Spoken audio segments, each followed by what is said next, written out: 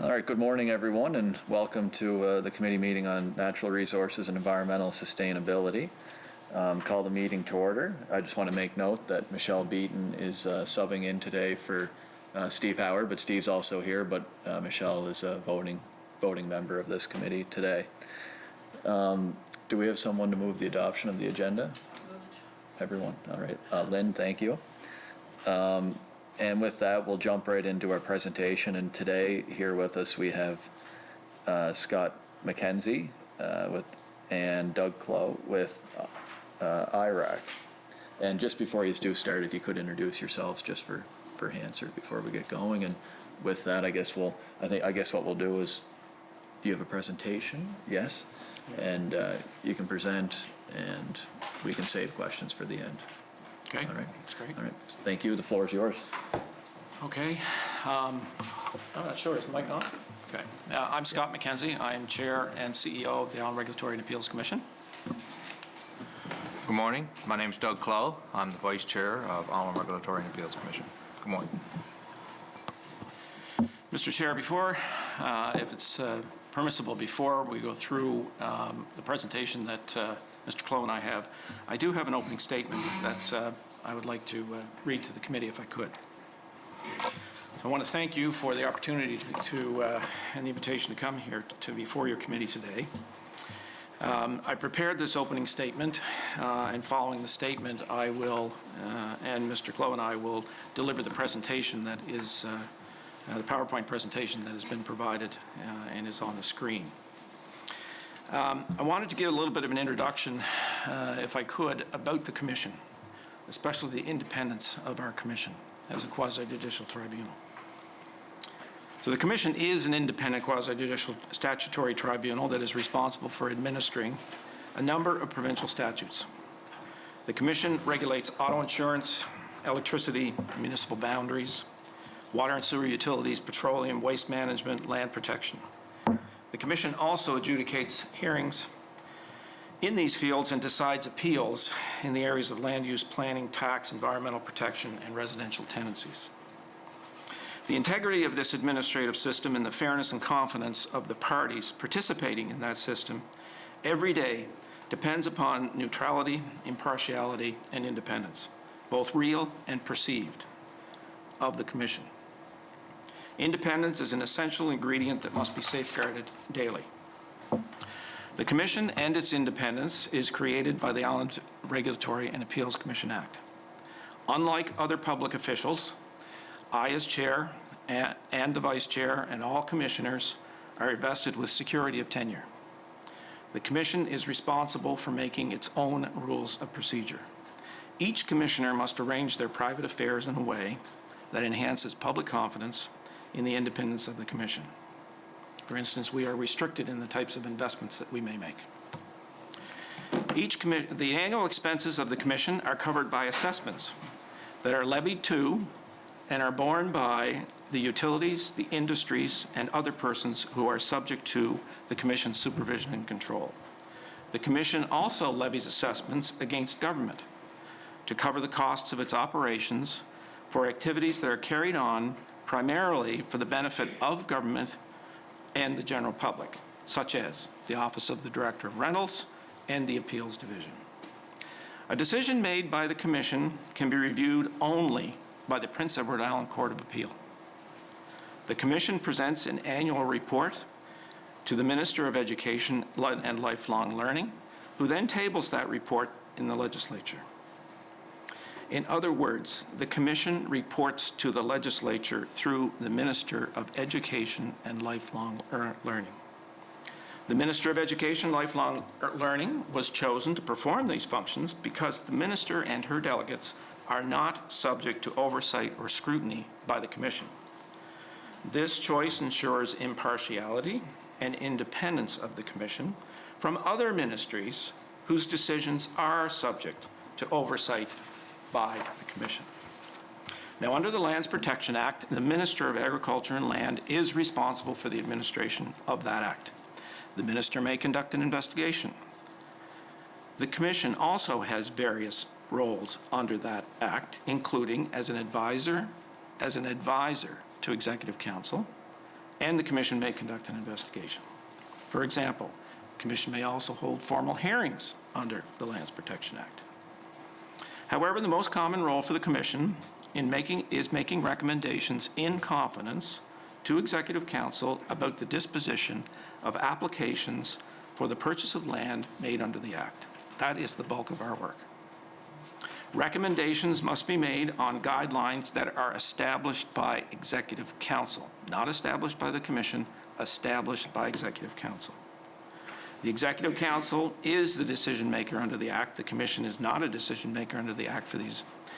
And Executive Council may adopt policies regarding ownership of land and use of land, and may provide these policies and directions to the Commission for its work. Now, as an independent commission, one of the basic and foundational duties of the Commission is a duty of procedural fairness. Whenever the Commission is making a decision that affects the rights, the interests, privileges of an individual or corporation, it owes a duty of fairness to that party. Also, when the Commission is giving advice and making recommendations to a minister or Executive Council, and a decision will be based on that advice or recommendation, the Commission has a duty of fairness to the affected party or parties. The content of that duty varies from case to case. However, at minimum, it includes notice to that party, an opportunity for that party to be heard, and the right of that party to have its case decided impartially and independent by the Commission. This duty of procedural fairness means the Commission and its commissioners, including myself, must refrain from making public comments about pending or future cases. This restraint ensures that the Commission will not be challenged later by a party on the grounds that it is no longer impartial, no longer independent, and no longer capable of making a decision. The Commission also has a duty to reserve.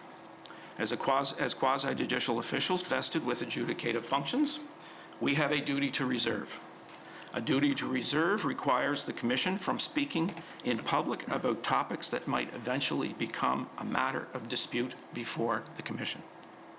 The duty of reserve extends to political matters, controversial subjects, pending cases, deliberations involving the Commission, ongoing legal proceedings involving the Commission, and topics that may come up before the Commission in the future. This is an outright prohibition about commenting on such matters. A quasi-judicial official, by their action and speech, cannot jeopardize their own independence or that of a Commission. Since the Commission speaks only through its judgments, it is axiomatic that the Commission cannot comment on those judgments elsewhere. As is often said, the decision must speak for itself. To ensure that we safeguard this neutrality, which is vital to the integrity of the Commission and as an independent tribunal, you will understand that I must refrain from expressing views on certain matters that have been, are, or may be before the Commission. It will also be inappropriate for me to comment on any particular case that is presently before the Commission or subject to legal proceedings. In summary, I am under an obligation of reserve, and the other commissioners as well are under an obligation of reserve with respect to certain matters, and I trust the committee will understand this imperative. Now, there's a long-standing convention against quasi-judicial officials commenting on the meaning of or the effect of provisions in a piece of legislation that the tribunal may be called upon to interpret in the future. An independent tribunal and its members must also refrain from commenting on the merits of government policy. This practice prevents the impartiality of the official from being called into question in the event that they are later asked to apply those policies or interpret those provisions in a case. In other words, an official must not be asked to comment on matters that may then disqualify them from dealing with a subsequent proceeding matter before the Commission. Independent officials do not comment on the policy of government. Rather, independent officials interpret and apply the law, good or bad, as we find it. While a tribunal may desire newer or clearer law, that is a function that is assigned to legislators like you. The next item I want to speak about is deliberative privilege. Deliberative privilege attaches to all matters, including written and oral discussion, that is the heart of or integral to a decision-making process of the tribunal, like the Commission. The purpose of this privilege is to protect the integrity of the decision-making process and prevent the process from being penetrated or influenced by others. Members of the Commission, including myself, must protect this privilege and refrain from discussing internal deliberations and discussions that have led or will lead to decisions by the Commission. As I mentioned, we are created, an independent tribunal created under the Island Regulatory and Appeals Commission Act. This independence is founded in our enabling legislation. It is recognized at common law. Independence refers to the relationship between the Commission and others, including other branches of government. Independence is structural in nature and the most common challenge faced by the Commission. The independence is necessary to protect the capacity of the Commission to make impartial, objective, and evidence-based decisions, including decisions that may be adverse to government or parties related to government. This independence also contributes to public confidence in the administrative systems operated by the Commission. When a decision-maker like the Commission exercises a quasi-judicial or an adjudicative function, the expected standard of independence is very high. To safeguard this independence, the Commission expresses itself only through its reports, orders, and decisions. Commissioners like myself cannot defend ourselves or set the record straight. We speak only through our reasons and our decisions.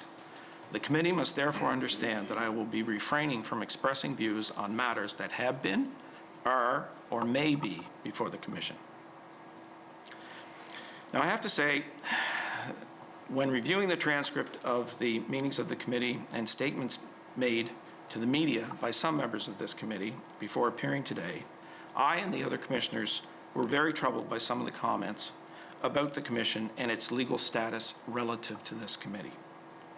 It will come as no surprise to you that as a regulator and adjudicator making independent decisions that impact the lives of islanders each and every day, the Commission is no stranger to criticism. There are generally three reasons for this type of criticism and commentary. First, the very nature of the regulation and adjudication means that certain individuals and companies will be unhappy. People don't like to lose. They get upset. The independence of our Commission and the legal reasons for that independence are not that well understood. And the Commission, by virtue of the legal constraints upon us, we are not able to defend ourselves in public.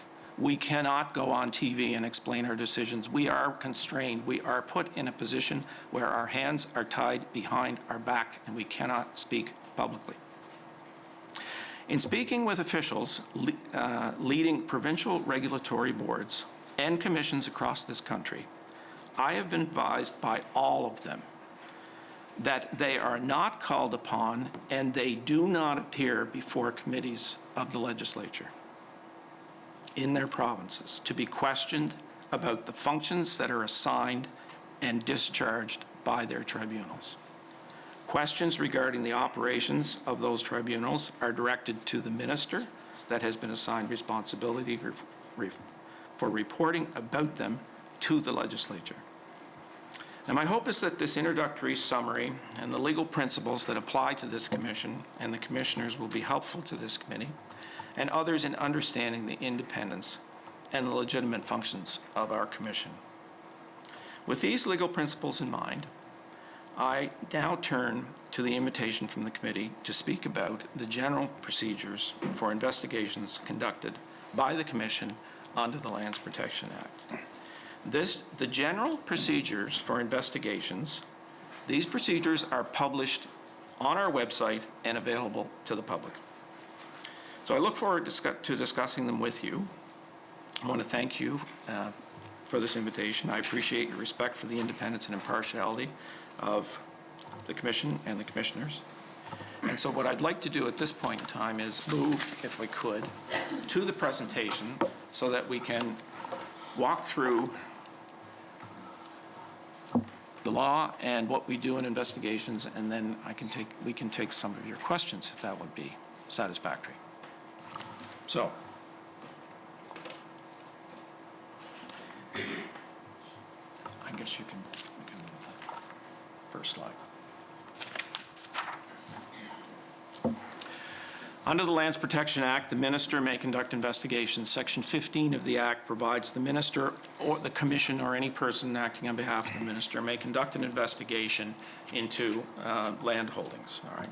So the minister is responsible for the administration of the Act. The minister may conduct investigations. The minister may ask others, including the commission, to conduct the investigation. So in doing so, we act as an advisor, an investigator on behalf of the minister, if the minister does so ask us. Go to the next slide. Under our Island Regulatory and Appeals Commission Act, rules of procedure may be enacted by the commission. The executive committee of the commission may prescribe forms to be used and may enact rules authorizing the commission to establish panels and to proceed. The commission is authorized to make rules of procedure and has the legal obligation to all parties to ensure that there is procedural fairness. In the circumstance of the Lands Protection Act, the rules, which I believe were provided to you on the earlier correspondence, the rule is 98.1 under the Lands Protection Act. It is the rules of procedure with respect to investigations conducted by the commission. But I would like to just summarize basically what we do or how that is conducted. And this would be in a situation where the commission, on its own initiative, has information that would indicate that an investigation should be done, or in a circumstance where the minister requests that an investigation should be done. So the commission may appoint an investigating officer or officers to assist the commission to conduct the investigation. This is generally done by the hiring of outside legal counsel. It can be done with internal people as well, but the history of the commission is that if there is going to be an investigation, outside legal counsel are engaged. The investigating officer or officers assist the commission to conduct the investigation in accordance with the terms of appointment. When the investigation is complete, the investigating panel of the commission and an investigating panel of the commission consists of 2 commissioners shall prepare a report and summarize the investigation. That report and summary is then served on the party who is being investigated, the respondent, as it says here. It's served on the person who is being investigated. The respondent then, within 30 days, files a formal response to the investigating panel. Following the receipt of, and they have 30 days in which to do that, following the receipt from the respondent, the person being investigated or the corporation being investigated, the investigating panel may file a report with the minister summarizing the investigation or response, or file a report with the commission itself, and then the commission would appoint a separate review panel, consider the report, and in all past cases where it has gone forward, they hold a formal public hearing on the matter. When that is concluded, the reviewing panel, if it goes to a reviewing panel of the commission, may impose a penalty as set out under the Act.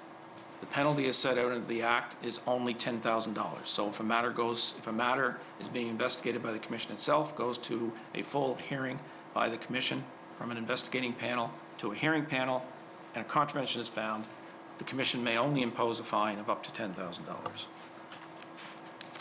If it goes back to the minister has more power under the Act to deal with things like this. So next, Section 12. So under Section 12, the minister may issue orders requiring that person or corporation, if there's a finding by an investigating panel that there's a contravention, the minister may issue an order requiring the person or the corporation to reduce their aggregate land holding to the maximum limit, or make an application for a permit as may be required under the Act. If the person fails to comply with that order made by the minister within 3 months, then the minister may apply to a judge of the Supreme Court who can enforce compliance with the Act, including divestiture of the land, if so requested of the court. Now, when the matter is in the hands of the minister, and the minister is going to proceed and make a decision to go forward, the minister must be satisfied on reasonable probable grounds that there's been a violation of the Act. The minister owes a duty of fairness to all the parties. The intervention of the court is at last resort. The minister has to make an application to the court if the party will not comply. And prosecutions to levy fines for noncompliance under the Act are handled differently. They are separately and independent of the minister. They're done through a prosecuting service, and they require a much higher standard of proof, as you would normally find in a criminal matter or a quasi-criminal matter. There must be proof beyond a reasonable doubt before the court would ever levy a fine. Now, the last page is just, I'm not going to get through that. The last page we provided here, it just gives you a bit of a background on the Act and how the Act changed from decision-making power first to Executive Council, then to the Commission, and then back to Executive Council. So with that, I think that what I would like to do is open, I guess, at your pleasure, Mr. Chair, open it up to questions of the committee members.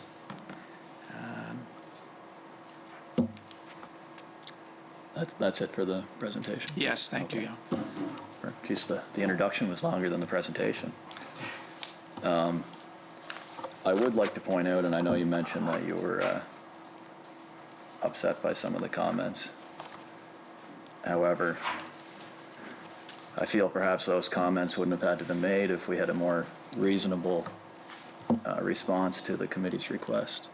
And I think it's fair to say that I think our committee is fairly fair. We first sent a letter asking to appear on that investigation in particular, and the IRAC sent back saying that it would not be appropriate to discuss that. And I think the committee met and we said, you know what, that makes sense. That's fair enough. We understand that. So then we asked, well, just come in and present on how investigations are conducted. And I think there was a willingness from IRAC, I believe. I can't remember all the correspondence, but that was fair enough. However, the committee felt that, I believe this correspondence originally dating back to the first letter started in October, perhaps September. I'm not sure of the exact date. I can't remember off the top of my head. But, and here we are at the end of February. But only, I would say probably only because the fact that the committee let its frustration be known. Otherwise, we most likely wouldn't be meeting on this, I would say, until probably May or June. We're talking 10 months, possibly up to 10 months after. So I do appreciate you coming in today. I wasn't expecting to be lectured for 15 minutes on the independence of IRAC, to be honest. But I think our committee understands that independence, but we do appreciate the presentation. And with that, I'll open it up to questions. Lynn, you're first on the list. Thank you, Chair. Thank you for coming in today. I can certainly appreciate your concern about wanting to appear very arm's length, that you are indeed arm's length. I entirely understand that you can't talk about certain aspects of specific reports or specific examples. I have no problem with that whatsoever. I understood in your opening remarks that other jurisdictions do not call in boards of this nature, but I would note this isn't the first time you've appeared before a standing committee. I'm of the impression that IRAC has been in before. So one question that I have, you had spoken earlier about how the decision must speak for itself. And am I not easily heard? I apologize for that. I'll speak up. Can you hear me better now? Apologies for that. You had indicated earlier that the decision must speak for itself. And I can understand that, but I think one of the challenges we're having is that we haven't seen the decision in a number of cases. So I was wondering if you could give me an understanding of the process on how the public is normally informed about the results of a report. If there's a difference when the report is initiated from the minister or from IRAC itself, how does that information get to the public?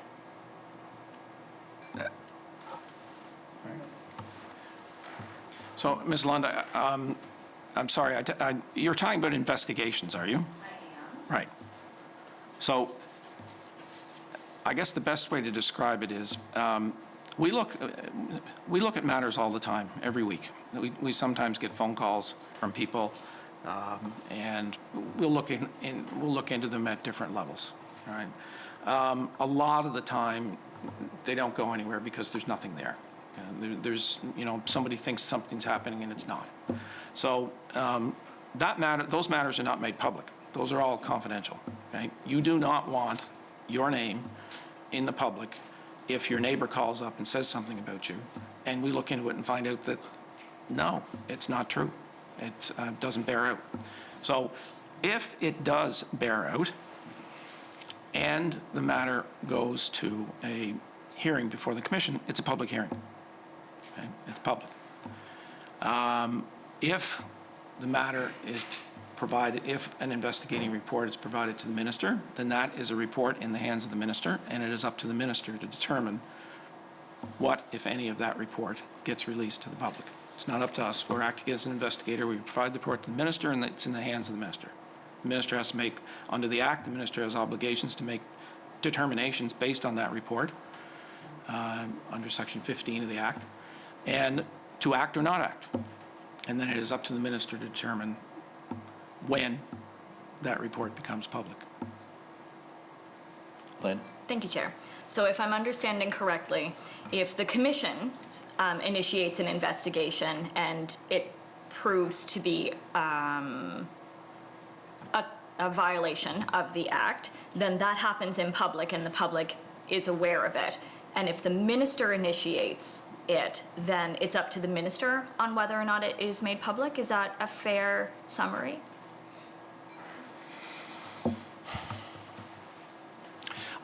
I think the fair summary would be is that the process of the commission, when it deals with investigations and proceeds to punishment, that process is a public process, all right? And generally results in a hearing and a finding.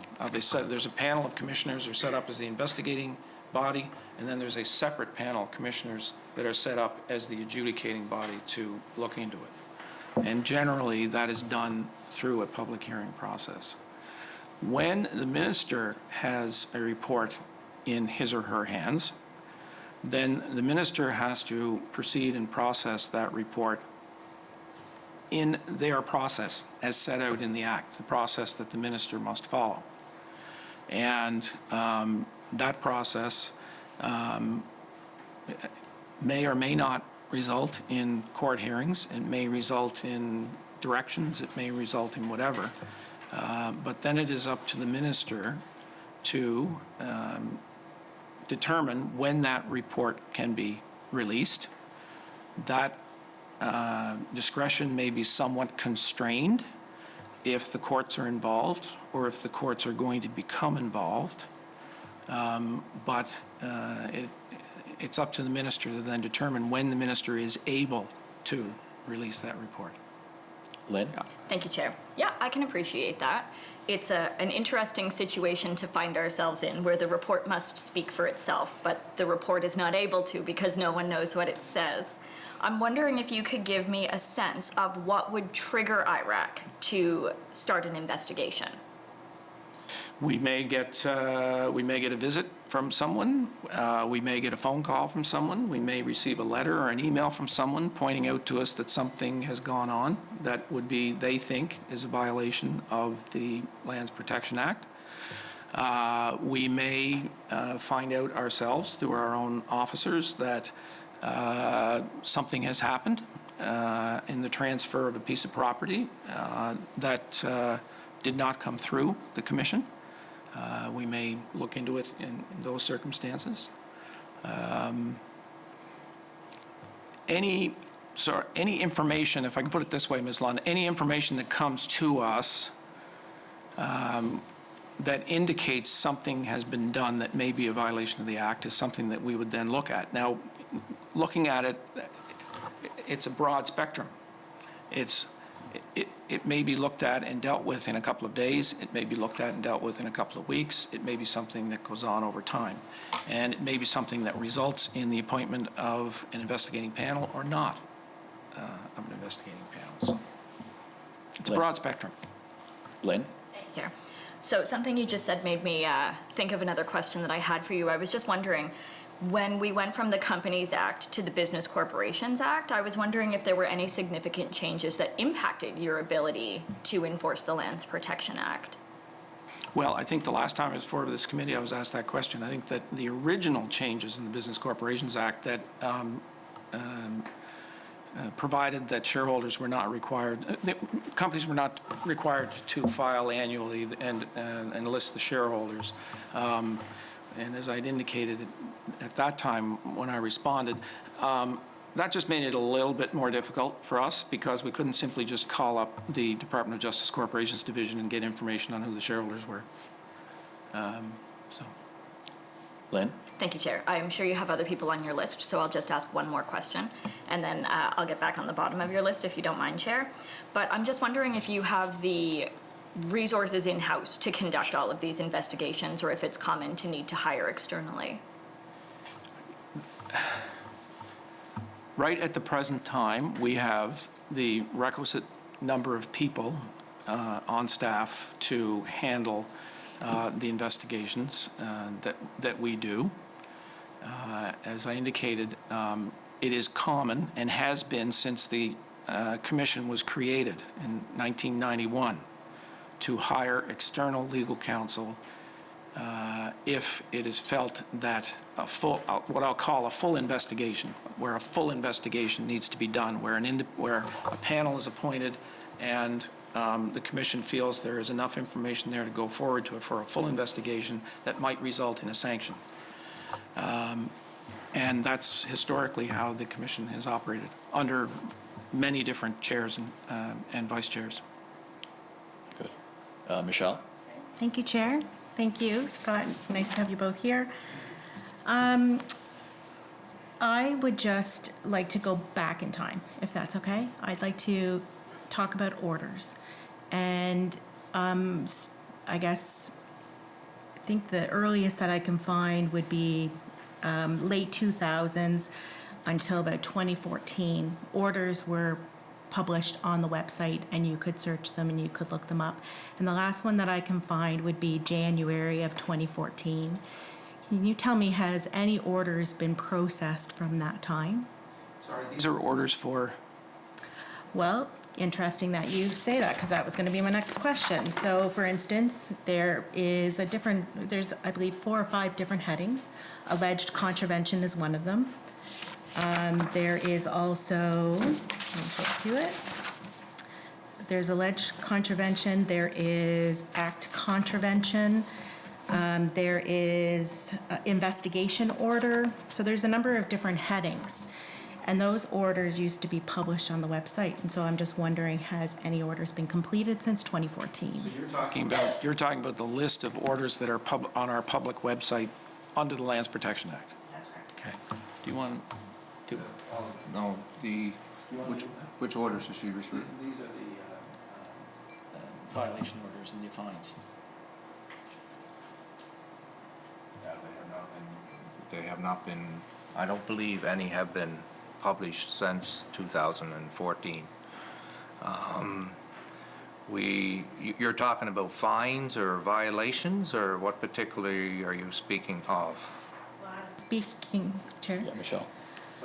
I'm speaking about orders. So it's a publicly disclosed process that IRAC undertakes undertook, I should state. And the last one that was published was 2014, and I'm wondering what has changed. And if you continue to do orders under the Lands Protection Act, and if so, why are they not being made public? I'll have to. if you read those orders, you will find that 90% of them deal with what we will call extremely minor violations of the Lands Protection Act. Failure to file an annual disclosure statement by December 31. Corporation acquiring land without permission, small areas of land without permission. Basically inadvertence, in most of those cases, inadvertence on the part of the individuals who are subject to those orders.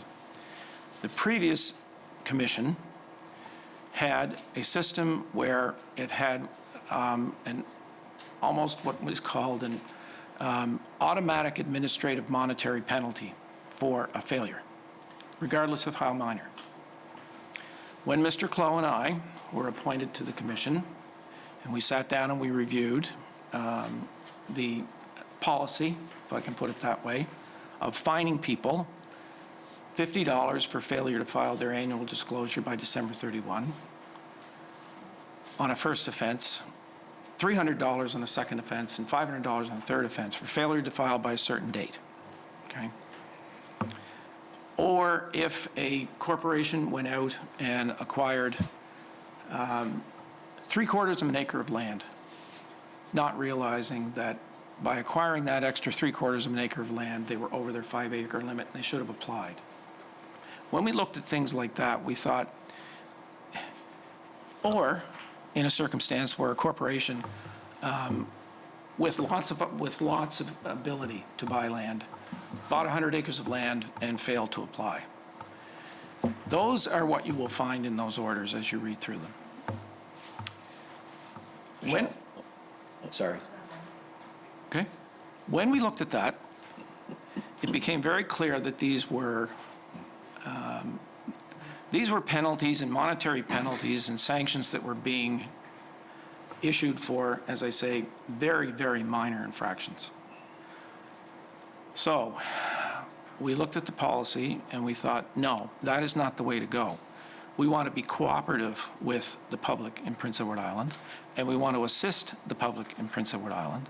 So rather than simply sending someone a letter or issuing an order against them to say, you didn't file your annual return until January 10th, you were supposed to file it by December 31st, therefore we're going to fine you $50. We had our staff proactively call these companies and deal with them in what we will call a cooperative way to deal with these minor infractions. The other thing that we were finding is that there appeared to be a reluctance on the part of corporations for cleaning up their mistakes. So that if a corporation did go out and buy 3/4 of an acre to add it to where their warehouse is on their farm, and they didn't apply, there was a disincentive for that corporation to come in afterwards and say, we made a mistake. We should have applied. We should have done that. We want to clear up our record. There was a disincentive to do that. So we started acting more cooperatively with corporations and businesses and persons in these circumstances and dealing with them and getting their, what I'll call, inadvertence and perhaps negligence in keeping their lands protection corporate records up to date, to get them up to date and get them in line. And we've found that that has worked well. And we have found that the members of the Law Society have advised us that that's a better system, try and work cooperatively with companies and work cooperatively to try and ensure that people are in compliance.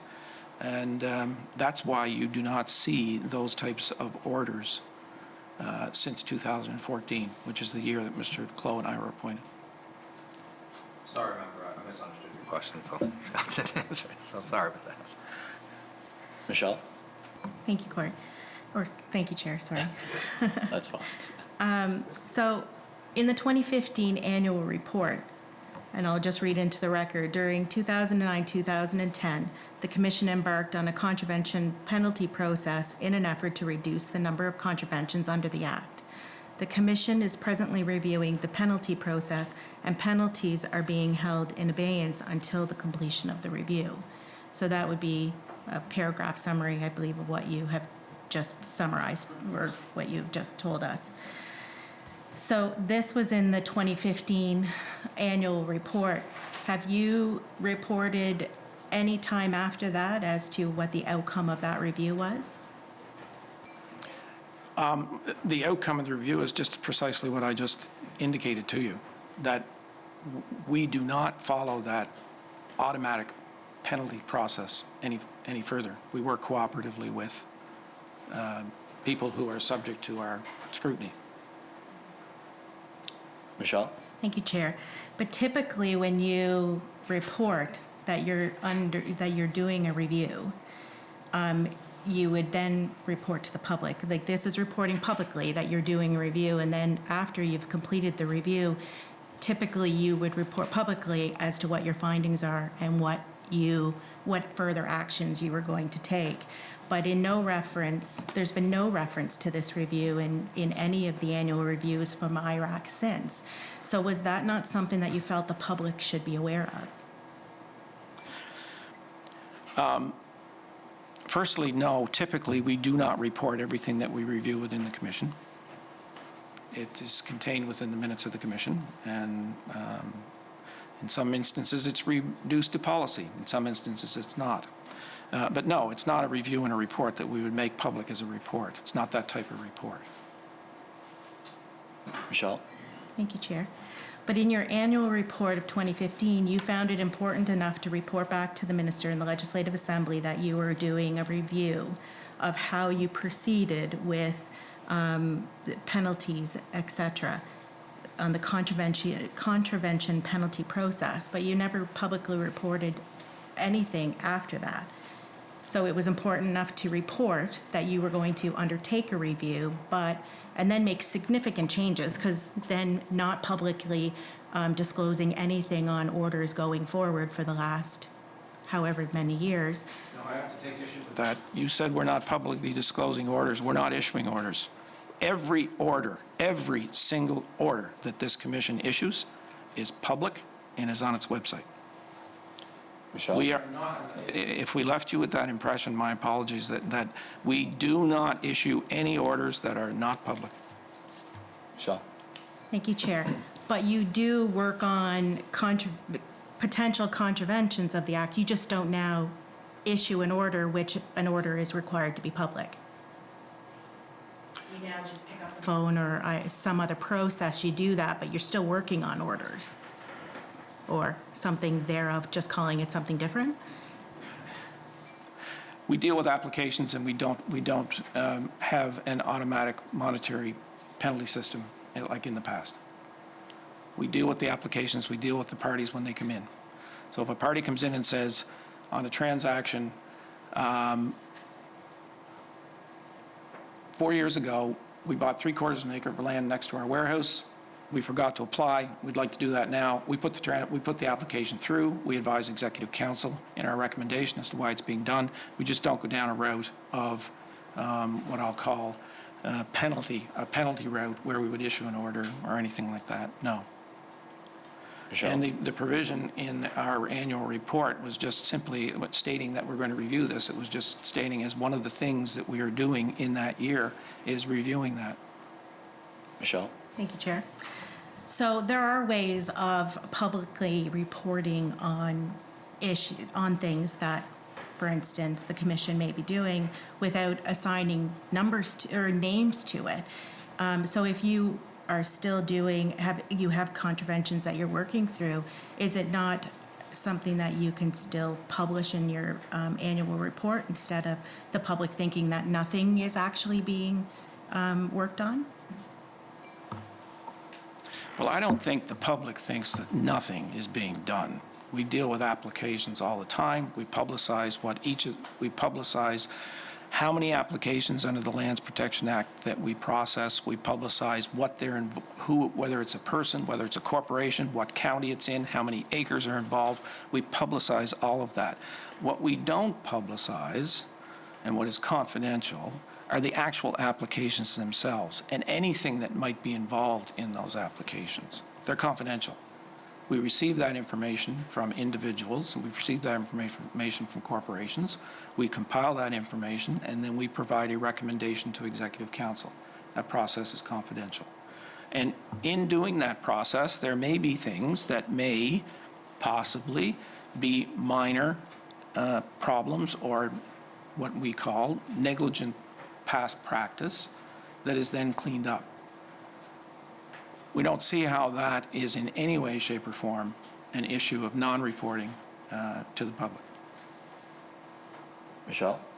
Okay, thank you. When you tabled the 2015 report and made this decision, was that an agreement, was that a discussion that you had with the minister of the day to agree that that would no longer be the process that the commission would undertake? No, that is not something that we would discuss with the minister.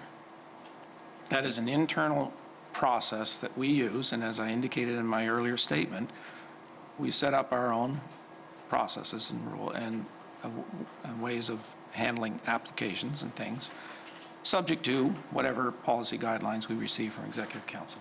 But no, that is not something that would be discussed with the minister. Michelle? Thank you, Chair. So I'd just like to go back to how you decide to undergo an investigation, and you said there's numerous ways for people to contact the commission. Is there any documented process so that if somebody had reasonable information that they wanted to share with the commission, that they can actually go through a complaints process, for instance? We do not have a policy, if I can put it that way, or we do not have a set complaints process. My experience with these is that they are all different. We certainly encourage anyone to come to speak to us, and in circumstances where we do have those complaints come through, we will have staff or legal counsel deal with them directly to gather all the information they have and to determine whether we move forward. Michelle? Thank you, Chair. Do you have any indication as to how many complaints that you would have or how many concerns you would receive in the run of it in every year? 3? Maybe 3, maybe 4 the run of a year. Michelle? Thank you, Chair. And so you probably listen to the public, through different avenues. Land is constantly in the news with people that are concerned about contravention and that kind of thing. So do you pay attention to that kind of information as well? And do you review potential issues on your own based on what you might be hearing in the public? The short answer to that is yes. If there is discussion that is in the public, we will listen to it. But we act on facts, not fiction. And a lot of what we found is that a lot of what gets circulated out there is fiction. And we know that because we've looked into it and tried to determine the facts, and there are no facts. And we understand it's a hot-button issue. And it's a hot-button issue on both sides. There are people who want great restriction on land ownership in this province, and there are people on the other side who want restriction and regulation loosened up. But we only deal with facts, and we will make a decision based on those facts. And Yeah, then you can add Michelle. me to the bottom of the list. Thanks, Chair. So it's interesting you say that because in July of 2019, I actually brought a certain issue to the House in which I said it is rumored that this has happened, and the minister's statement was this government doesn't act on rumors, and now we see a debacle a year and a half later that is still not resolved, so it was actually not, it was not a rumor. Do you ever have concerns that you're not listening when there are concerns out there that should be acted on, that you might be missing some? None whatsoever. Michelle? I'll let you come back to me. Okay. Thank you. Rob? Thanks, Mr. McKenzie and Mr. Clow. From my perspective as a former minister who sat in executive council and obviously a former minister of agriculture, I must comment on how the details of the confidential documents that you do provide Cabinet on any land transaction that goes through the process. And I always was well aware that you make recommendations to executive council. It's executive council that either supports or overturns those decisions. So I think that from that perspective, there is a tremendous amount of detail. And sometimes I found it almost overwhelming, the amount of information that you were providing with the amount of transactions that tend to occur that happen to go through the Island Regulatory Appeals process. And I think I kind of know the answer to this, and it was sort of referred to a little bit, but I just kind of want to give maybe a bit more clarity to it. But when you're going through the process to make those recommendations to Executive Council, when it comes to corporations, and we have multiple corporations out there, and there's certainly the current minister sort of talked about the Business Corporations Act has sort of muddied the waters in this. But you just referred a little earlier that you do still, it may be not as easy to find out the shareholders, but you still have the capacity to do that. Do you have the authority to look beyond the individual corporation? So there may be an individual corporation A, there may be individual corporation B, but corporation C might have holdings in A and B. Do you have the ability to still find out who are the overall overreaching owners or controllers of these properties? We do. As you can probably appreciate, we have quite a database of information with respect to every corporate land ownership purchase in the province. We have historical purchases by corporations and family corporations, et cetera, that are all confidential. But it provides us with a database that's available to us to review, so that if we get an application in, we are able to go back to that information and cross-reference it.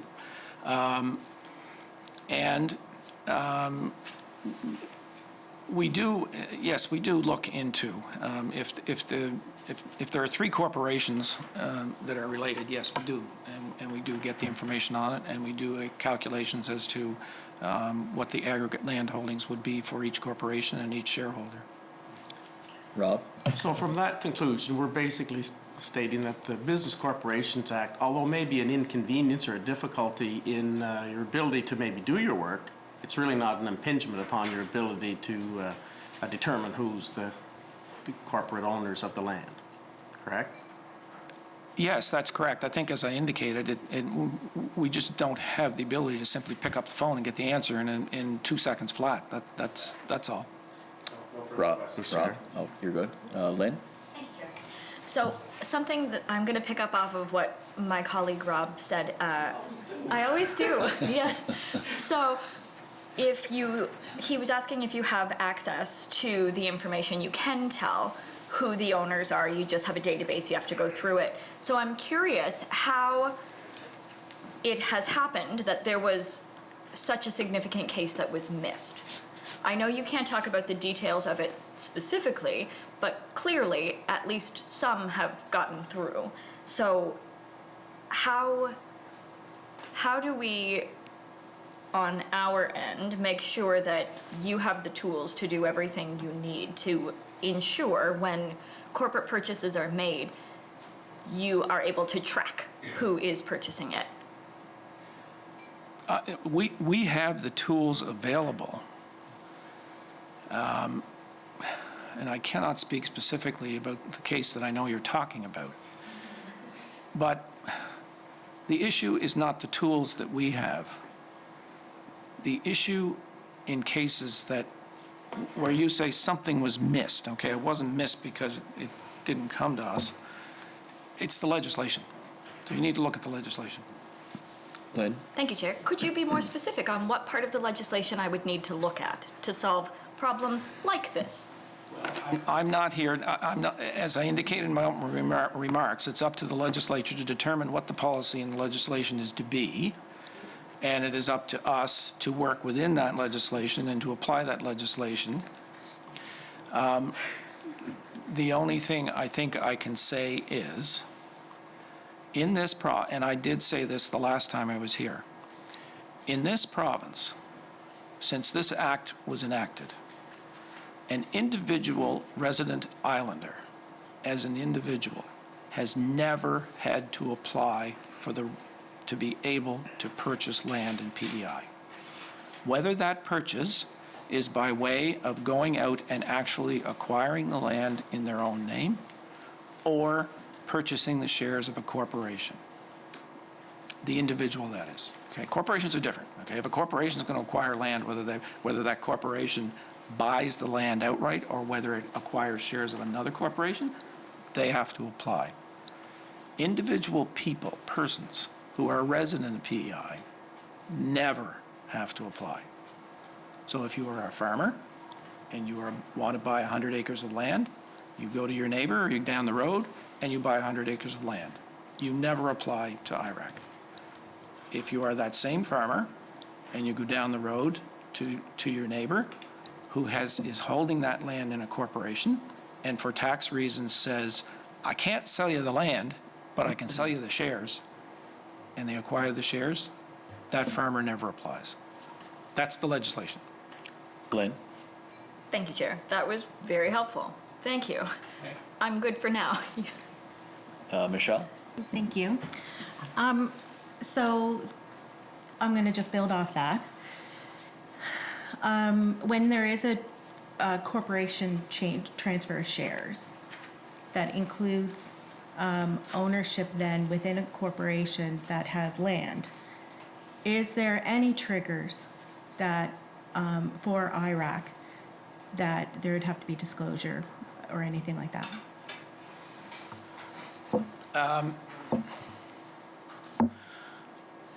Only if the shares that were being transferred were being acquired by a corporation as opposed to being acquired by a person, an individual. If they are being acquired by a corporation, there has to be an application that would come through pursuant to the Lands Protection Act. Michelle? Thank you, Chair. So just kind of clarify for me, in the Act, though, there is 3,000 acres for a corporation and 1,000 acres for an individual. So there has to be some sort of application for an individual in order to reach that land limit of 1,000, isn't there? No? Michelle? Thank you, Chair. So how do you know and track anybody who owns more than 1,000 acres? Because the legislation requires anyone who has more than 750?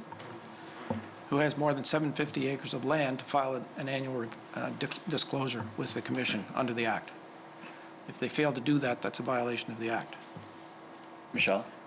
So we'll come back to orders then, because typically if somebody doesn't disclose, if they have 170 acres and you find out that they haven't disclosed when they get over the 170 acres, before that would be, I'm assuming, an order that IRAC would, or do you just pick up the phone and call those folks and say, I think you're over 750? No. Not in those circumstances, no. No, that wouldn't, no. Yeah, it's a voluntary disclosure. The Act requires them to disclose when they get to that limit. If we, I can just back up here a little bit. The orders that you see on the website and that you read are not the circumstances that you just gave, where somebody did not report when they were supposed to. The orders that you see that you were asking about earlier is when somebody has filed late or whatever. I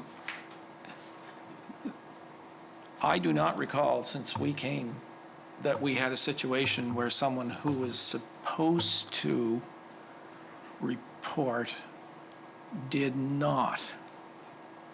Well, there would be cases maybe where someone would contact us and say they will be late as a result of whatever reason that might be and may not come in after the deadlines that you were speaking of? No, I'm thinking of a situation, I think what you're, if I understand you correctly, you're saying that in PEI, when a person gets to 750 acres of aggregate land holding, they are to report. You're talking about a circumstance where that person chooses not to and does not report? Michelle? How do you know that somebody has disclosed when they are there, or if they're over it and they haven't disclosed? How do you know that?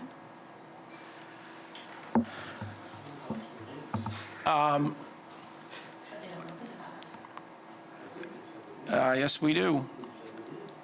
Whether we act on it or not is a different thing, but we always listen.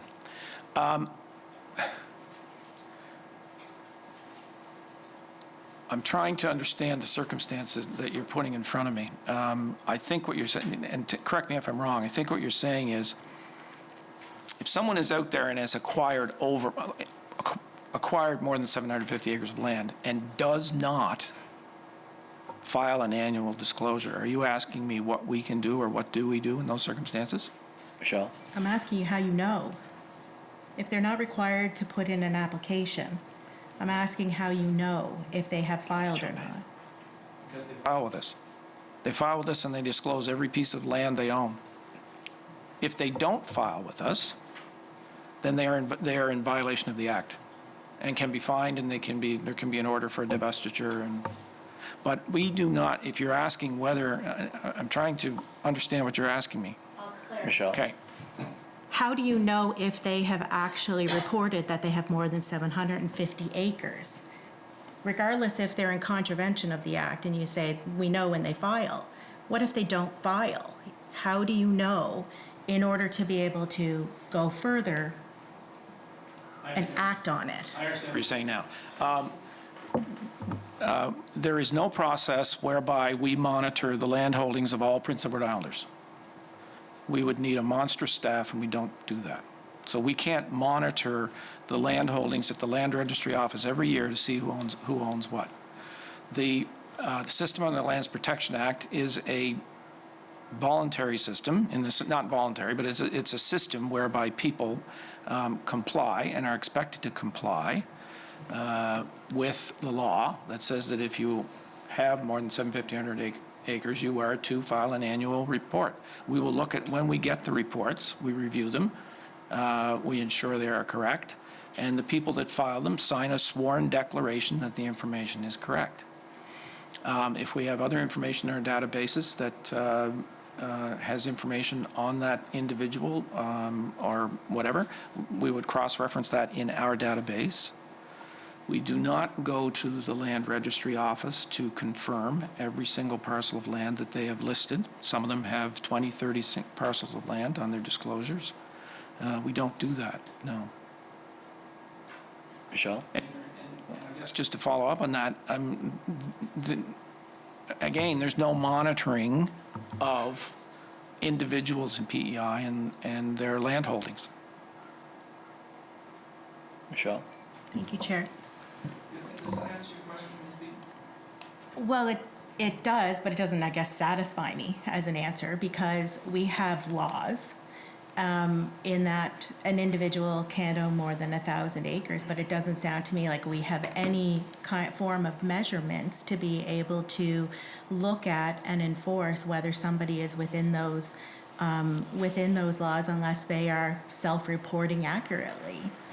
Do you ever do audits, for instance, when you suspect that possibly somebody's over their acreage? Sorry, let me just clarify something that you just said. You said we're always listening, and I'm paraphrasing. You just might not act. When do you decide to act? As I said, when the facts are given to us and we have facts to work on. Michelle? So when I asked if you're ever concerned that you might miss some, you said absolutely not, but you absolutely did. So question. Whoa. No, Right there. No, you said we absolutely Scott. did what? No, you said we Michelle has the absolutely did floor. what? What Scott, did we Michelle has absolutely the do? floor. So in the legislation, it states in section 15, subsection 1, that the minister, the commission, or anybody appointed by the minister can investigate a land transaction. So we had an alleged land transaction that happened, but the commission did not act. Are you saying that within the legislation that you don't have? I guess just fill me in on why you didn't act. We did act. And it is a false statement to say that we did not act. Michelle? Thank you, Chair. So you acted when the minister asked you to act, but in the legislation it says the minister, the commission, or anybody appointed by the minister could conduct an investigation. Am I interpreting that wrong? That's what the legislation says. Right. Michelle? So did you act prior to the minister? Ms. Beaton, I don't know how many times I can say this. I am not able to discuss that investigation. I am constrained. I gave you a statement that explained exactly why I am constrained. And it is absolutely unfair for you to continue to ask questions about something that I am constrained. My hands are tied behind my back. We cannot defend ourselves, and you consistently ask us over and over and over about something that you know we cannot respond to. That is not cricket. Michelle? Thank you, Chair. I did overstep in that last question, but I haven't overstepped prior to that, Mr. Mackenzie. So I would just like to point that out that yes, my last question was out of order. I apologize for that, but my line of questioning up until this point has not been out of order because I've been asking about policies within Iraq. So what I'll ask again is, how do you determine whether you are catching all of the possibilities of a contravention of the Act if individuals don't have to actually apply to Iraq? Individuals do have to apply. I'm sorry. They have to apply if they're over a certain limit. We work within the legislation, Ms. Beaton. We work within the legislation that is given to us. And if the legislation is to be amended so that there are stricter rules, so be it, we will work within that. But we can only work within the legislation that is given to us. We do not have the ability to extend that legislation or to make it stricter or to make it harder.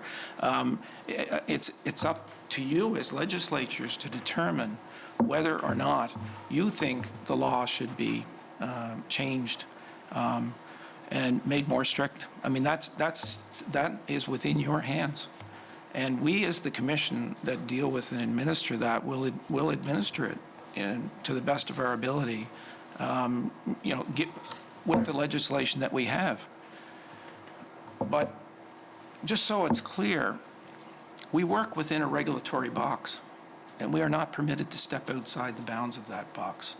Unlike a court, which has certain extending jurisdictions where it can, we can't do that. We have to work within the legislation and the rules and regulations that you as the legislatures provide to us, and we will happily do that. Michelle? Thank you, Corey. Or thank you, Chair. I'm sorry. It's not a big deal. So before in your statement in the very beginning, you spoke of duty of fairness. Duty of fairness, and that is looking at individuals in the public to be fair to them, right? So fairness of public opinion, I guess. Would that protect individuals from, I guess, formed public opinion because they are, I guess, maybe under investigation or presumed to be over limits and that kind of thing? Does that fall under your duty of fairness? How would you, maybe I just need you to describe that a little bit for me when. I mean, we owe a duty of fairness to apply the law in a fair and reasonable manner so that we treat those people fairly so that they, when we're dealing with them, that they are aware of what we are looking at, that they have a full opportunity to address and respond to anything that we are dealing with, whether it's an investigation, whether it's a hearing, whatever. Michelle? I'm jumping, and I apologize for this, but I'm just going to jump back to restrictions or issues within the legislation, and it's us as legislators to make it better. If you can't comment on legislation, who would you suggest would be an expert in order to advise on the Lands Protection Act?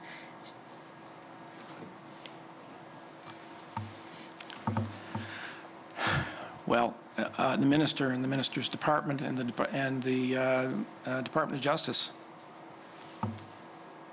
Michelle? Thank you, Chair. So when you say the minister, first of all, are you referring to the Minister of Agriculture and Land? Yes, correct.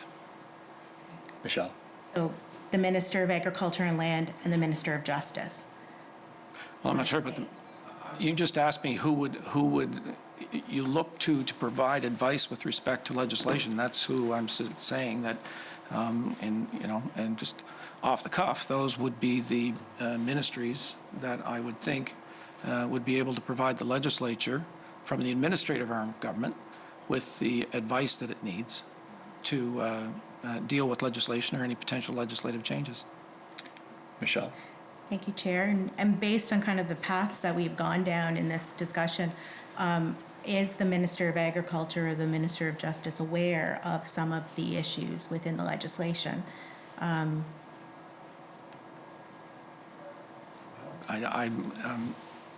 It's certainly discussed in this setting, and and I'm sure that you have discussions directly with the minister to bring to the minister's attention what are the concerns of this committee or the concerns of individual members of the MLAs.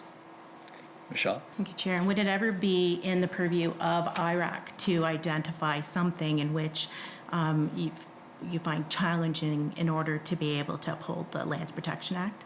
I'm sorry, Mike.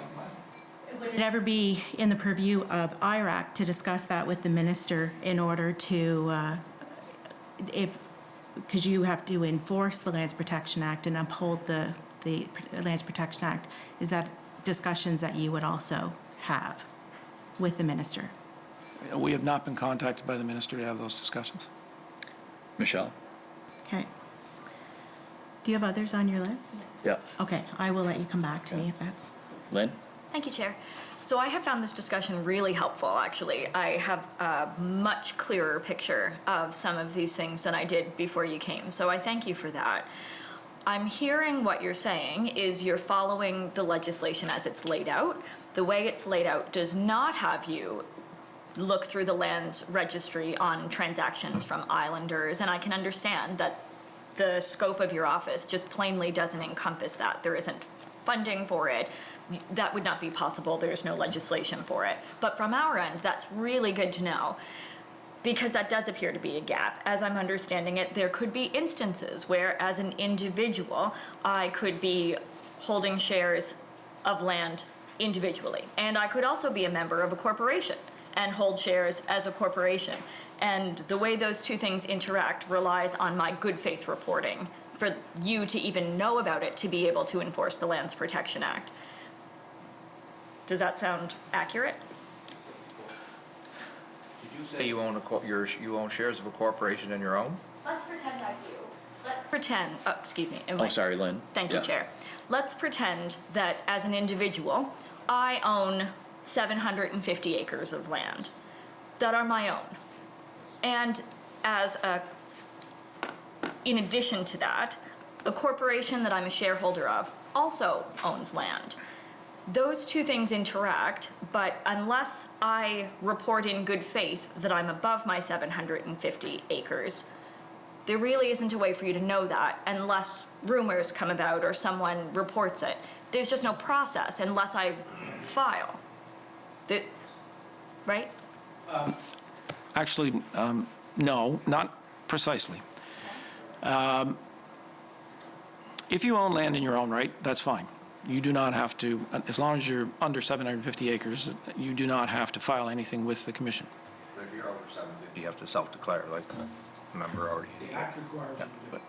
Okay. If you also own land in a corporation that owns over 5 acres, we will know it, because that corporation will file when it acquires land or whatever, and will disclose your name. and will disclose that you own those lands. Lynn? Thank you, Chair. Okay, And in that application, it is a mandatory requirement that every shareholder disclose lands held in their own name. If you take a look at the application for purchase of land, when a corporation files, the corporation must file listing all of the land that the corporation owns and listing all of the land that the individual shareholders own, over 5 acres. Lynn? if it happens in that order. But what if it happens in the opposite order, that the corporation owns the land first, and we make our declaration, and then I, as an individual, purchase land that puts me above my limits? That wouldn't go to you if I live on Prince Edward Island, would it? Unless I self-declare. Like, if I tell you I'm breaking the law, but if I don't, how would you know? No, if you're asking us, do we have any way to go out and audit that? No. No. Lynn? Thank you, Chair. And I can completely appreciate that within the scope of the legislation and with the resources at your disposal, that that's not realistic. But that's good for us to understand as people who have to make laws and make suggestions on how to do this. So that I'm not suggesting that's a failing on the part of IRAC. It's a failing on the part of the legislation, in my personal opinion, but I'm not pretending for a second that that's your fault. It's ours to solve, so there you have it. But I need to understand that first. Something that my colleague Michelle was saying that I'm curious about, when you discover challenges such as this, would it be in your purview to tell the minister that you are experiencing this, or would you wait for him to ask your feedback? We would deal, I think it's fair to say, we would deal with executive council if we see things that come up. We are the advisors to executive council. When we will have discussions from time to time with executive council. Lynn? Thank you, Chair. I think I'm good for now. This has been helpful. Thank you. Oh, please. Just want to make it clear that, like, the limits are 1,000. I think we, like, 750 is when you have to self-declare. Yeah. For individuals, I mean. So. Michelle? Oh, are we done? Lynn? Thank you, Chair. So yes, I understand that the limit would be 1,000, but at 750, I'm supposed to report. And I was just saying, if I was also a shareholder in a corporation and we owned land that put me at X limit, but then 6 months later, I purchased land and I lived on Prince Edward Island and it put me above my limits, if I know I'm breaking the law and I've chosen to make that my pathway, I likely am also someone who's not super keen to self-report it. And I think that's a failure in the act, but not a failure of IRAC. So I appreciate the clarity on that. Thank you. Michelle? Right, thank you, Chair. And just to clarify on that last point, so IRAC is responsible to the Minister of Education and Lifelong Learning, through the Minister of Education and Lifelong Learning to the Legislative Assembly. So would you review any issues that you have to uphold the Lands Protection Act with Executive Council directly, or would that be advice that would go through the Minister of Education and Lifelong Learning? Executive council directly. Michelle? Thank you. And is there any reason for that? I guess executive council is the one that determines the policies and guidelines, and et cetera, under the Act, and looking at issues and that's the executive council has historically been the body that the commission has been dealing with over the years. When it comes to questions about issues like you're talking about. Michelle? Sorry. My apologies, No, that's Mr. fine. Chair. That's fine. And of course, the minister would be there at executive council. Michelle? Thank you, Chair. In your opening remarks, though, you mentioned your relationship, the Commission's relationship to the Legislative Assembly through the Minister. So I guess I just wonder why, when there's a relationship that's supposed to go through the Minister of Education and Lifelong Learning, that what issues would you take to that minister? It seems like it's leapfrogged into executive council rather than going through the process that seems to have been set up for the Legislative Assembly. No. We're dealing with the administrative arm of government versus the legislative arm of government. And in dealing with the legislative arm of government, we provide a report to the legislature through the Minister of Education. The Minister of Education for the legislature can then go back and if there are questions with respect to what's going on, can take questions back from the legislature to us. In dealing with the administrative arm of government, no, we do not deal through the Minister of Education. We only deal through the minister with respect to reporting to the legislature. So in dealing with matters under the Lands Protection Act, we would deal primarily with Executive Council, that is the body that we make recommendations to. Michelle? Thank you, Chair. So I'd like to go back to almost the beginning, if that's all right, where you walked us through the process that if IRAC was to undertake an investigation, you would have an investigation committee, and then if it was deemed that there was an issue or contravention or what have you, it would go to a hearing committee. And if it does proceed to the hearing committee, it's made public. Is that correct? There's a public disclosure? Yes, I believe so. In all circumstances where it has gone that far, yes, you are correct. Michelle? But the public disclosure does not start with the investigation panel. Is that correct? I'm just looking at how it's laid out in your rules of procedure. You appoint an investigation panel. The commission may appoint an investigating officer or officers to assist the commission to conduct an investigation. The investigating officer or officers appointed pursuant to Section 6 shall assist the commission to conduct the investigation in accordance with the terms of the appointment. But in this investigation process, is there any public disclosure that happens? No, not during the investigation, because the investigation may go nowhere. Michelle? Is there any times where if it's gone to a hearing that it is not publicly disclosed? Not to my knowledge, no. No. Michelle? I'd like to talk a little bit about the relationship between, I guess I'm going to go right back to when IRAC took over the Lands Protection Act, which was in 1991. In 1991, decisions were made by IRAC and made public at that point in time, and I believe it was 1992 that those decisions were no longer made by IRAC, that those decisions went to Executive Council. Are you familiar with the history on that? I'm not expert in it, but familiar with it, yes. Michelle? Why sorry, Chair, thank you. Do you know why that decision was made? No. Michelle? So in the mid-90s, the commission decided to release reports on LPA applications to the public. This included the commissioner's recommendations. Was that all changed back when it was decided that it would go through Executive Council instead? I can only assume so. Michelle? Our recommendations. Sorry. No, that's fine. You go ahead, Scott. Just to follow up, our recommendations to Executive Council are confidential and subject to Executive Council privilege, and it's only Executive Council that has the ability to produce those recommendations or to discuss them. Michelle? Thank you, Chair. So from the perspective of tenancy, for instance, that is another area that the commission deals with, right? Tenancy rights? Residential tenancies, yes. Residential tenancy. That doesn't go through Executive Council, does it?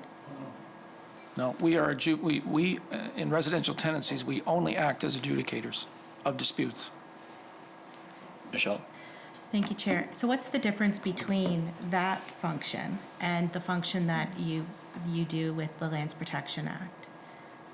Our function under the Lands Protection Act is primarily regulatory in the sense of an administrative in receiving applications, processing the applications, gathering information, and then providing a confidential recommendation to Executive Council. We also, as we've discussed, have the ability to do investigations, and we also collect information with respect to annual reports. So it's on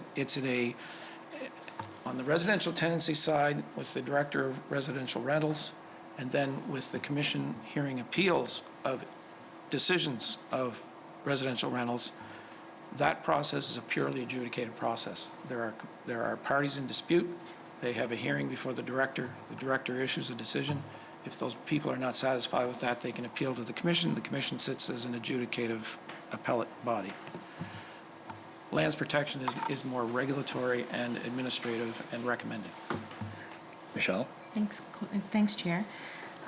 So if somebody wants to appeal a decision made under the Lands Protection Act, can they appeal to IRAC? Are you talking about a decision on a purchase of a land or whatever? No.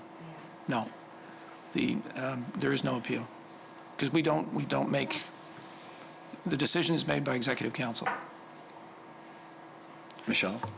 And that's the point. So, Sorry, with one exception, if we did go through the investigative process and had a formal hearing and a decision was made, then there is a right of appeal to the Court of Appeal. But on what I think you're talking about is the recommendation side of it, no, it goes to Executive Council, and then the decision's made there, and that's where an appeal would have to, or judicial review would have to be taken. Michelle? thank you, Chair. I think I'm talking about all of it, and I guess the difference is, right, so under one section that you look after, there's a process of appeal for people. But it's only when, when the decision is made out of Executive Council, the individual that's making application does not have the ability to appeal unless they go to Supreme Court. Am I? They would have to request a judicial review of the decision of Executive Council, and they'd have to make an application to the court. Michelle? Thank you, Chair. And are you aware of any time that that's ever happened? Once.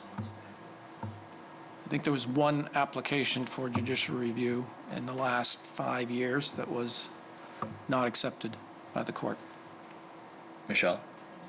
Thank you, Chair. I'm just curious, and because it's already obviously gone through the courts, are you able to identify what that one appeal was? We were not involved. Of course, we're not involved in it. It's Executive Council. Do you recall? I'm sorry. I don't recall. Michelle? So, do individuals who are putting in applications, so the individual doesn't know what the recommendation to Executive Council was from IRAC, who did the investigative work, right, in order to make the recommendation to IRAC.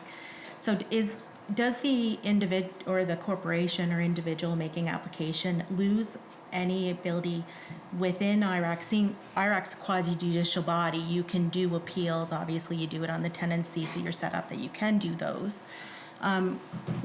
What is the impact then to the individual? It seems like they would be losing an avenue that they would be able to go through if they disagreed with the decision because of it going through Executive Council instead of IRAC. Yeah, I think if I understand correctly what you're saying, well, we do not have appellate oversight or scrutiny over Executive Council with respect to the decision, so they could not appeal to us. I don't think that's what you're saying. I think what you're saying is because someone applies to us, the process is confidential because it's a recommendation of Executive Council.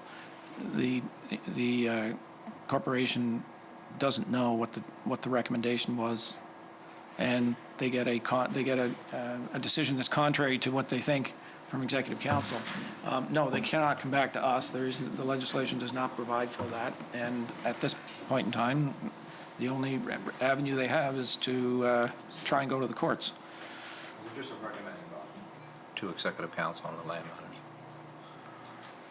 We are a recommending body. We recommend to Executive Council. We don't make the decisions that I on them. Michelle? Right, which I understand. The challenge is though that the individual making application doesn't know what the recommendation was, and so it doesn't have any information as to why it was rejected versus accepted. And does that, out of duty of fairness, is that fair to the applicant? That's the legislation we have. It's not, I mean, that's the system we have. Michelle? Right, but we talked about duty of fairness, and I'm just wondering, and that is duty of fairness to the applicants and that kind of thing. I would ask if you could provide me, is that fair to the individual?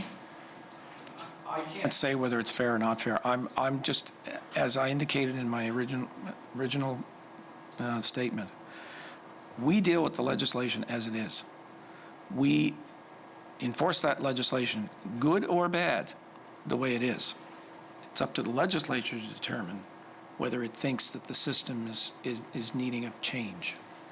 And at the present time, all decisions of Executive Council, I think all decisions, are confidential. So it's up to the legislature to determine if that's the way it should be or if it should change. And that's for you legislators to determine whether you think something should change, not for us. Michelle? Is there anybody else on the list? No? It's just me. Okay. What's that?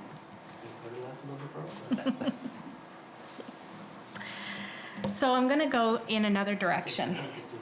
So I've had heard multiple concerns, a lot of individuals concerned, and I've actually had so both sides of the concern, and it's down east. And so there is concerns over land holdings down in the eastern end of the province. And there's a lot of public concern over that. So I'm sure if you're listening, you've heard that public concern. But there's also from the side of the individuals that are, with the land holdings, they're also concerned. And they, it's kind of a he said, she said. At what point in time does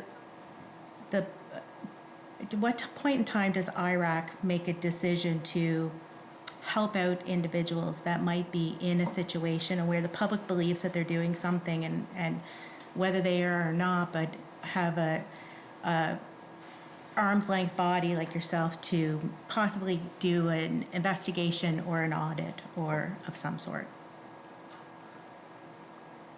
I'm not quite sure of your question. I'm not sure what you're asking me. Michelle? So there is groups down in the eastern end of the island, in the Montague area, that there's been significant concerns around land holdings. My advice was to ask IRAC to complete an audit for those individuals to discuss interlocking companies and that kind of thing. What does IRAC take those requests? So if an organization, corporation, or whatever that feels like, they aren't in contravention of the act, are they able to go to IRAC and ask IRAC to conduct an investigation of their land holdings so that there's a public statement on it? I don't think we've ever done that. I think anyone who knows what their land holdings is, can disclose what their land holdings are. I don't know if they need involvement of IRAC. I mean, it's an interesting situation. I can't answer what we would do in those circumstances without seeing what the ask was. Michelle? Thank you, Chair. Have you ever done an investigation on, for instance, GBIS or GWBI on their land holdings? I don't. Neither confirm nor deny. We will not talk about anything, possible investigations that may have or may not have happened in the past. Michelle, just in fairness to the presenters, we Right. invited them in to Talk about the Lands general Protection Act and general land process ownership. of how, just not Okay, individual. And the process. Yeah. Thank you. So that clarity is fine. So if there is public concern and public outcry, and would you get involved in looking at whether there's anything, any foundations to concerns? I think, as I indicated, Ms. Beaton, we're a phone call away. We will always listen to any concerns, comments people have, and if people want to bring facts to us and come in and talk to us, we are more than willing to sit down and talk. Michelle? So I guess my question is from the organization side. So if the organization feels misunderstood, or the organization feels like, that they're misrepresented, it's one thing for me to say, but I only own 600 acres. It's a whole other thing for IRAC to say they only own 600 acres. So I guess my ask is if you were asked to do an audit, let's not even call it an investigation, let's call it an audit of interlocking organizations and how they're connected, would you do that on behalf of the organization?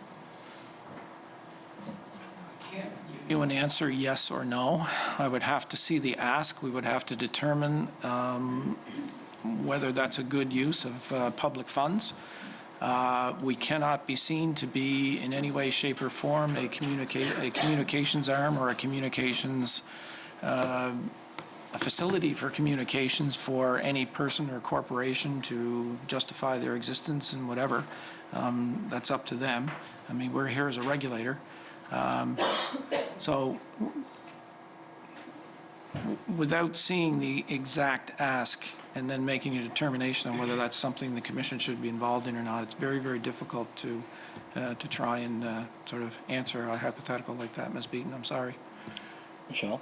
Thank you, Chair. It's also difficult for organizations or others that, if there is like a difference of opinion, of how do they actually, how do they get the opportunity to set the record straight, for instance? I think that's beyond the purview of the ability of the commission and beyond my own purview as to what's the best way to deal with a communications issue. That's something that an organization or an individual would have to determine and deal with on their own, I think. Michelle? Thank you, Chair. I mean, that is challenging, and if somebody doesn't have an appeal, like a way to go through a process to, I guess, have somebody who is in the mix with all the databases, with all the information and data to review and to say, no, this organization is within their land ownership rights. Is there any other body that can assist in that way? I really don't know. I'm sorry. I don't know if there is another body that can do that, other than the organization itself with its own legal advisors and communications advisors and all other advisors to how to deal with that. Michelle? I think I'm good, Chair. Good? You're good. Do we have any further questions? Do you have a closing, anything you want to say in closing before we wrap up? No? Okay. Well, with that then, thank you both for your time this morning. We're just going to recess for a moment and we will continue in a few minutes. Thank you.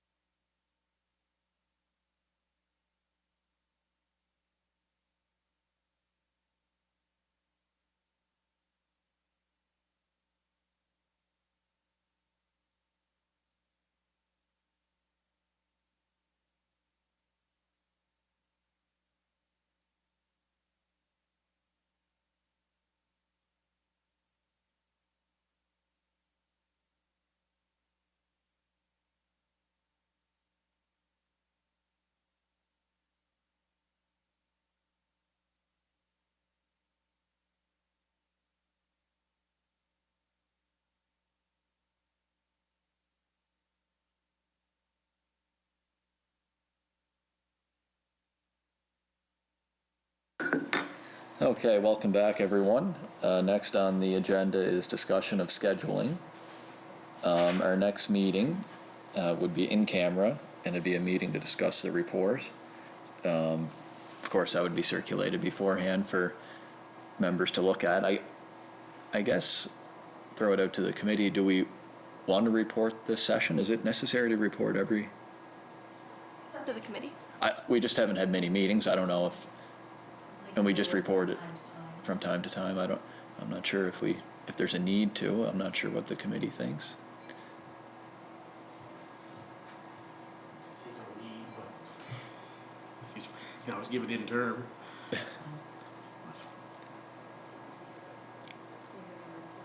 Well, we can, we don't have to make that decision here. We can discuss it via email or whatnot if we feel we need to meet and have a report. All right? Okay. And any new business? Do you want me to bring up that? So William Visser reached out to me yesterday and sent a letter. It was the constituent that Darlene had, a farmer that wanted to submit a letter to the committee with his thoughts and advice on high-capacity wells and irrigation and whatnot. He sent that to me late last night as chair. I did send it to the clerk. Did you send that email too? I haven't circulated it yet. The format of the letter was a little bit wonky, so I just want to make Okay. sure that it's proper before sending it out, but we can circulate it and then consider it before, I guess, the Okay. next report. Yeah, so I guess for Mr. Visser, he wasn't sure if I was going to read the letter out. I can't read the letter out. It's fairly long, but we'll take the letter and look at it as a committee and consider it when we report next to the legislature. So thank you to him. Any further new business? No? Motion to adjourn? So move, Rob, thank you.